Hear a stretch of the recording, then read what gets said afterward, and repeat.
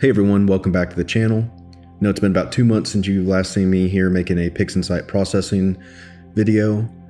I've done a few galaxies now, and now I'm going to switch things up and do a nebula photo. This is the Lagoon and Trifid Nebula. I shot this last July on my 2600 MC Pro one-shot color camera. I'm still waiting for my new ASI 2600 MC Pro Duo camera. That's the new camera from ZWO that has the built-in guiding camera built into the actual camera body itself. So in the meantime here, while I still wait for that, I figure I'd do another processing video and do one on some nebulas here. So the first thing I'm going to do is run SPCC, Spectrophotometric Color Calibration. In order to do that, I'm going to go to Process. Actually, I'm going to go to Script, Image Analysis, and Image Solver to get all my data that I need. We will search for the Lagoon Nebula, which I believe M8. And there it is. We'll hit OK. We're going to leave everything as is. It's already got my focal distance and pixel size, everything built in.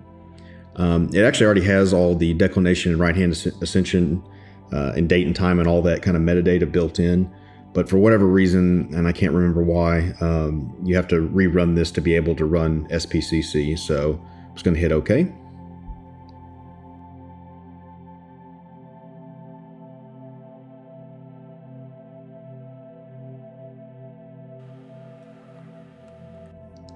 All right, now that that's done, we can run SPCC. Really the only thing I'm going to do here is do the region of interest, and I'll make a preview. So what this will do, it'll neutralize your background for you. So you just need to find an area with no stars. Let's see, work right here. Just select from preview, hit OK. And then we'll just run this. All right, this gives us a little chart here of our white balance and how things have changed. So we're done with this. You can also go ahead and delete the preview. We won't need it any longer. You can see here that it's color corrected the image. You can also see in the image that there's a gradient, and we'll address that in a second. But the first thing I'm going to do is address some of these stacking artifacts here on the outside corners, or edges rather. So I'm going to do a dynamic crop and just crop in on my image here.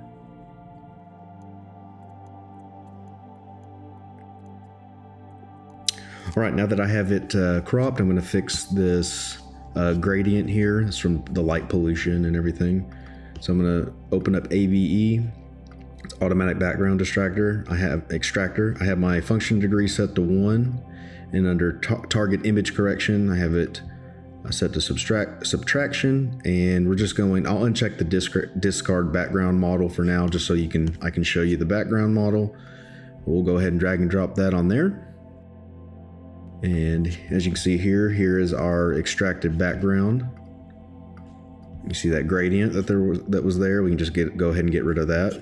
And here is our corrected image. So I'm going to go ahead and minimize this, and I like to leave my original up here. The next thing I'm going to do is the blur exterminator, and that uses some AI technology to help kind of sharpen up your stars a little bit. Works really well. So I'm going to go to blur exterminator here.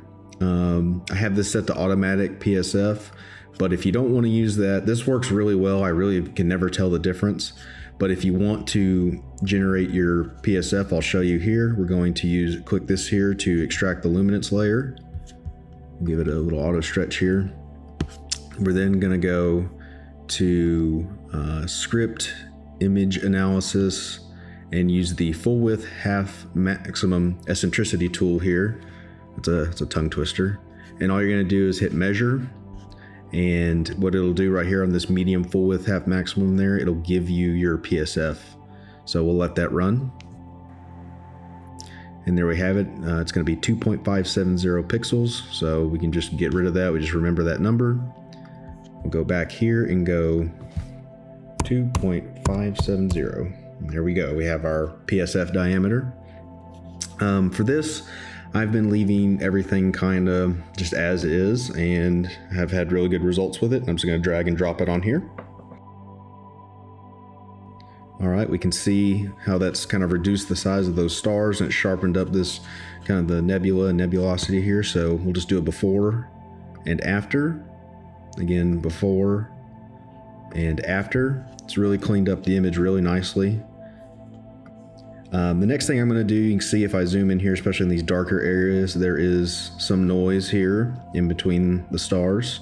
So one of the tools that I still like using and works really well, even though it does take a little bit of time, is the Easy Processing Suite Easy Denoise tool. So to run that, we're going to go to Script, Easy Processing Suite, and go down to Easy Denoise. And I've always, again, left everything as is and just hit Run. Again, this, depending on your processing power, will take a few minutes, so we'll give it time to do its thing.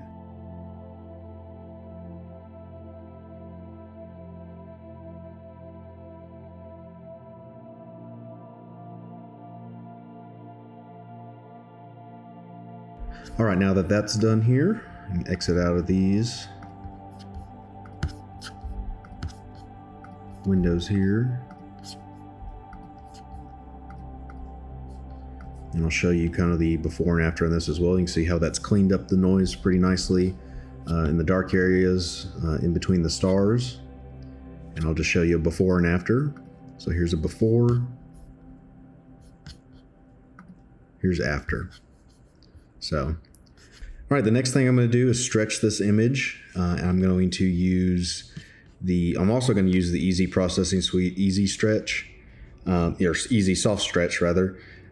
I've used the histogram transformation tool in some of my other videos, and just kind of depends on the object. I find with all of the nebula photos, I like to use the Easy Soft Stretch. Just kind of depends on what the target is and whatever I'm editing. So I'm going to go ahead and show you all that real quick. Go to Script, Easy Processing Suite, Easy Soft Stretch, and let's reset this here because I usually run it a little bit under. You kind of look at your histogram here, and sometimes I kind of run it a little bit lower just so that I can tweak it a bit. But it also, again, it depends on the image. Like if you go too high here, it'll blow out the core of the nebula. So like, see if I run it at its default settings here, that's just a little too bright there in the core of the nebula for my taste. So I'm going to drop it a little bit down to target median down to 17. Still doesn't look underexposed or anything like that. So yeah, you can kind of see the difference here. So that's why I'm going to run it as at 17. You can also do the expand low. That's also going to kind of tweak your settings a little bit. I may do it about right there. Okay, I'm going to go ahead and run that. And there we go. I have a stretched image. So it's stretched. Certainly doesn't look bad like this. The colors, sorry, I'm moving my mouse around a little too much. Colors are a little muted, but you can see it's not really blown out or anything. There's still a little bit of, still enough kind of good dynamic range in here. Obviously I can tweak that a little bit more here in a minute. But now what I'm going to do is use the Star Exterminator tool to extract the stars from this image and separate them into a nebula image and a stars only image. So that way I can process this further. So I'm going to go to Star Exterminator. It's easy as just drag and drop.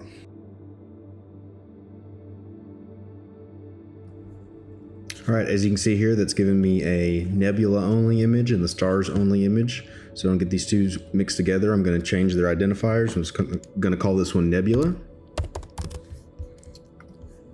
And this one, Stars.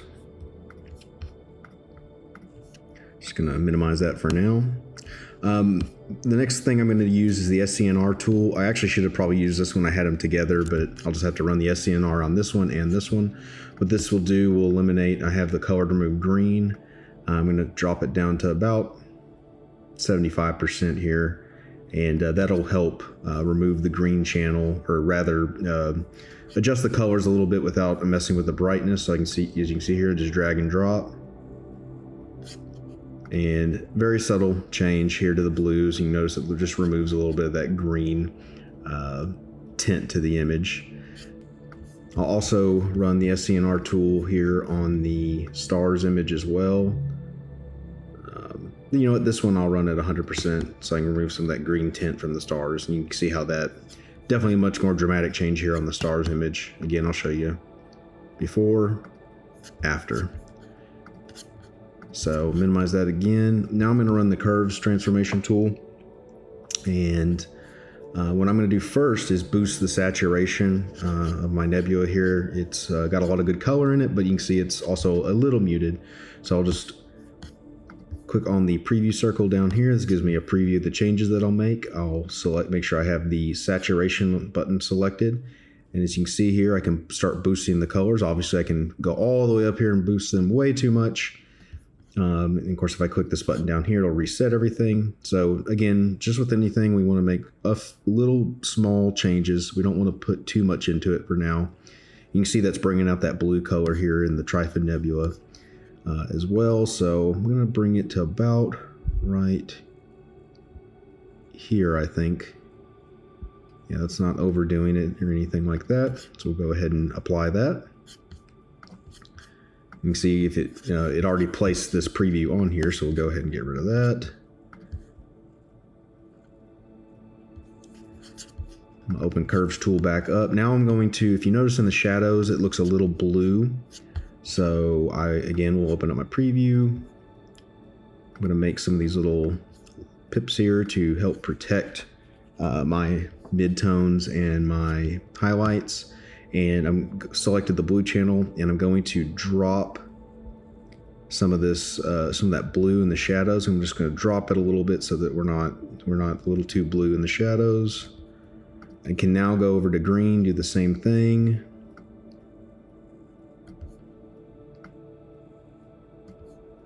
Go back to blue. I can increase the blues in the mids a little bit. You can see how that brings up blues just a little bit. With the reds starting to become pretty dominant, so I'll drop the reds in the shadows as well. And I'm wanting to do this so I can kind of make the nebula of both the Trifid and the Lagoon Nebula, kind of give it that distinct pink color that it has to like the natural eye. If you've looked at it in just normal, like, wide view images of the Milky Way, both these images, or both the Trifid and the Lagoon Nebula, kind of have a pink tint to them. So I'm going to mess around with my colors here to kind of get that look that I want.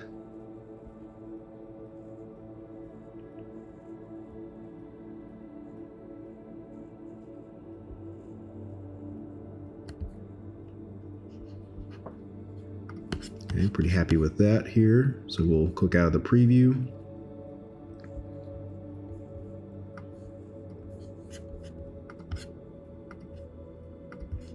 See, I'm a little bright here in the core of the nebula, so I can, oops.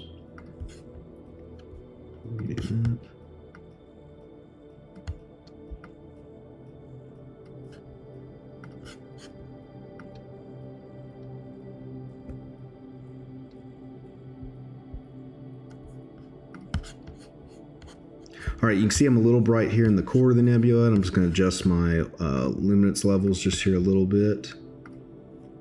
Just hit RGBK actually. And this will change them all together. Don't want to too much. Just want to drop my highlights just a little bit, just to recover a little bit of that detail there. I'm going to go back here to the blue, add a little bit more blue to my mids, but again, drop it here in the shadows, and that's going to kind of give me that pink hue I'm looking for this to nebulas specifically. And again, that's all up to artistic preference. You don't want to do too much. There we go. I like that right there.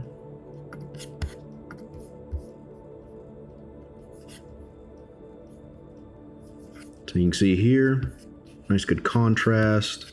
I think I might bring down the blue in the shadows again, just a little bit more. Bring my preview back up. Just a smidge more. And then I think with the green as well too, drop my green just a little bit more too, because that's gonna, you can see here just that subtle green, how much difference that makes. It's just a little bit there. Perfect.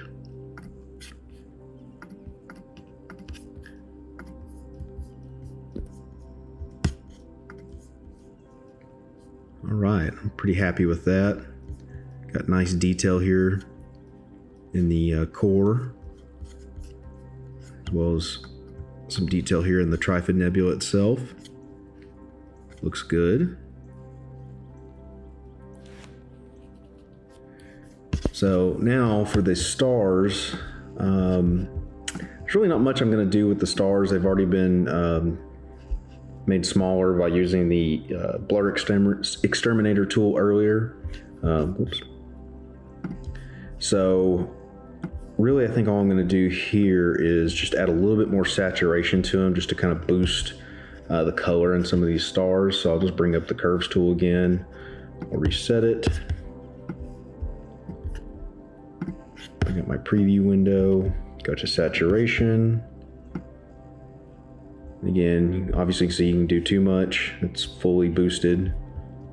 I'm just gonna bring it up just a little bit to kind of give me a little bit more color in those stars, not too much.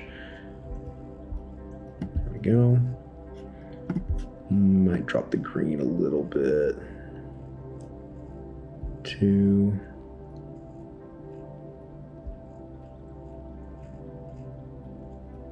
Just a smidge there. All right. X out of that. There you go. Again, very subtle. I'll bring both these up. Now that I've done this, I'm ready to combine both of these back together. I'm going to use pixel math. So just go down to processes. Usually just go all processes down to pixel math. And for this, I'm just going to do Nebula plus stars. And for my destination, I'm just going to do create new image. That way it leaves these two here together, and I'll hit the apply button. And there you have it. I have a completed combined image here, both my edited nebula and the stars. So we'll move over to Photoshop now, but before I do that, I'll hit File, Save As, and we'll just call this Lagoon Trifid to edit. That way I know it's going to go to Photoshop, so it's going to be saved as a TIFF file. We save these as 16-bit TIFF files, and we just hit OK. All right, that's done, and now we're going to bring it into Photoshop. Redo. All right, I'm now here in Photoshop, so I'm going to finish editing my image here. Unlock this layer. One of the first things I always like to do is do a color balance. This kind of further tweaks the changes that I made. So I'll start with my midtones here, and I can just kind of tweak the different color channels here, just to kind of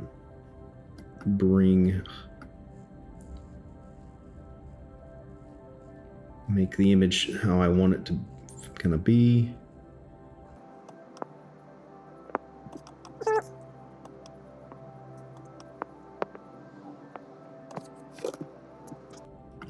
I'll show you before and after here. So there's my before, there's after, before, after. See how I lose a little bit of the red here, but it's not too much. It kind of just, again, corrects it out. Gosh, I really like the Trifid Nebula. I love how this blue comes in here. It looks just gorgeous. So now what I'm going to do is I'm going to add a little bit of, actually I'll end up using the camera raw filter here. So go to filter, camera raw filter, and I can make, now of course this will bring up the original image as it was, but if I go to detail, I'm going to drop my highlights just a little bit so I can kind of correct here in the core of the Lagoon Nebula. Again, not going to do too much, just enough to kind of bring that core back out. Really going to probably leave everything else. I don't think I'll crush the blacks or anything here, do anything like that. I will add just a little bit of texture and just a little bit of clarity to kind of sharpen the image up just a little bit.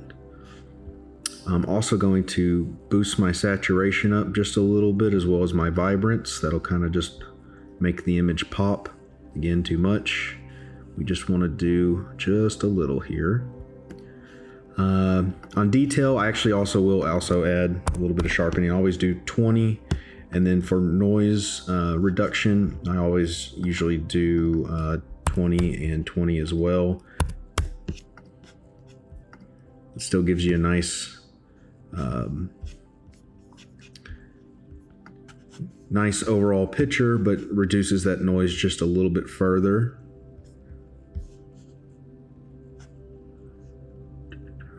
Okay. For optics, I will always just, mess with the distortion a little bit. I always kind of bring the center in just a little bit to kind of correct for the barrel distortion on my telescope. So I'll kind of bring that in just a little bit. There we go. Of course, I'll have to crop this in a second. And with that, I think I'm done with the camera raw filter. So hit OK. I'm going to add a slight crop to this image now. So we will crop this just a little bit more. That kind of just gives me the framing that I want, rather.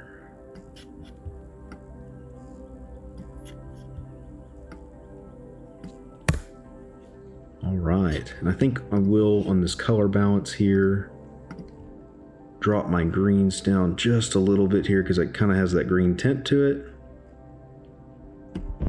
But yeah, there we go. I have a fully processed image here, ready to post here, and zoom in and see all the detail in the stars and in the nebulas itself. So yeah, that's my processing tutorial video here on the Lagoon and Trifid Nebula. I hope you all enjoyed the video. If you did, you can leave a comment down below and be sure to subscribe. And hopefully in the next video you'll see I'll be getting my new ASI 2600 MC Pro Duo, and I can get that unboxed and set up and start making more astro images for you. So with that, I'll leave y'all, and clear skies, everyone.